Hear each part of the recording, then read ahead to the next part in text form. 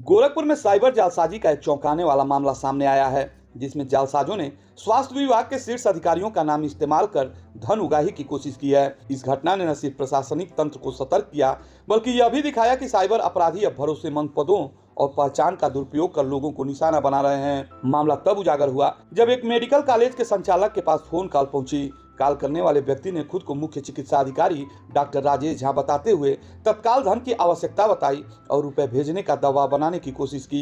बातचीत के दौरान संचालक को कॉल करने के लहजे और बातों से संदेह हुआ। स्थिति की गंभीरता को समझते हुए उसने सीधे सीएमओ कार्यालय से संपर्क किया। जब वास्तविक सीएमओ से पुष्टि हुई तब साफ हुआ यह साइबर ठगी का प्रयास था। घटना की जानकारी मिलते ही मुख्य चिकित्सा अधिकारी डॉक्टर राजेश झा ने तत्काल कैंट थाने में तहरीर देकर अज्ञात व्यक्ति के खिलाफ मुकदमा दर्ज कराया। अपनी शिकायत में उन्होंने स्पष्ट किया कि जिस मोबाइल नंबर से कॉल की जा रही थी वह उनका नहीं है और उनके नाम का दुरुपयोग कर लोगों से धन उगाही करने की कोशिश की जा रही है। तहरीर के अनुसार कथित मोबाइल नंबर से कई लोगों को फोन कर खुद को सीएमओ बताकर पैसे की मांग की जा रही थी। स्वास्थ्य विभाग के वरिष्ठ अधिकारियों के नाम का इस्तेमाल कर विश्वास पैदा करने की कोशिश की गई ताकि लोग बिना सत्यापन के धन भेज दें। यह तरीका साइबर अपराधियों द्वारा अपनाई जा रही नई रणनीतियों की ओर संकेत करता है, जिसमें वे सरकारी पद और पहचान का सहारा लेकर लोगों को भ्रमित करते हैं। पुलिस ने मामले को गंभीरता से लेते हुए तत्काल जांच शुरू कर दी। शुरुआती जांच में पता चला कि जिस मोबाइल नंबर से कॉल की जा रही थी वह लखीमपुर खीरी निवासी एक व्यक्ति के नाम पर पंजीकृत है। हालांकि तकनीकी सर्विलांस से यह भी सामने आया कि वर्तमान समय में यह नंबर महाराष्ट्र से संचालित हो रहा है। इससे यह आशंका और गहरी हो गई कि सिम कार्ड का दुरुपयोग या फर्जी पहचान के जरिए नेटवर्क तैयार किया गया है।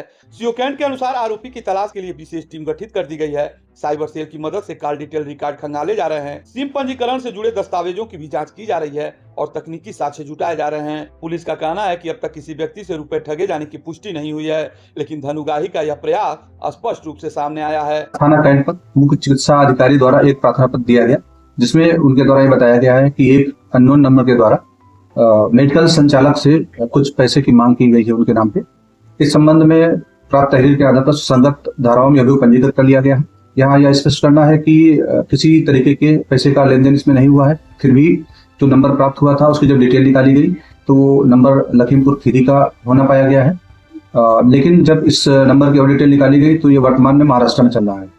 जब इसकी और जानकारी की गई तो यह ज्ञात हुआ कि एक साइबर फ्रॉड के द्वारा इसका यूज किया जा रहा है। इस संबंध में विस्तृत जानकारी की जा रही है और जिसके द्वारा कृत्य किया गया है उसके पकड़ने के लिए, अनावरण के लिए टीमों का गठन कर दिया गया है। शीघ्र विधिक कार्रवाई की जाएगी। जांच एजेंसियां इस बात की भी पड़ताल कर रही हैं कि क्या यह किसी बड़े साइबर गिरोह का हिस्सा है जो सरकारी अधिकारियों के नाम का उपयोग कर विभिन्न जिलों में लोगों को निशाना बना रहा है। इस तरह के मामलों में अक्सर फर्जी सिम, इंटरनेट कॉलिंग और लोकेशन छिपाने की तकनीक का इस्तेमाल किया जाता है, जिससे अपराधियों तक पहुंचना चुनौतीपूर्ण हो जाता है। प्रशासनिक स्तर पर भी इस घटना को गंभीरता से लिया गया है। स्वास्थ्य विभाग ने अपने स्तर पर संबंधित संस्थानों और चिकित्सक प्रतिष्ठानों को सतर्क रहने के लिए मौखिक रूप से सूचित किया है ताकि कोई भी व्यक्ति बिना सत्यापन के किसी कॉल या संदेह पर भरोसा न करे।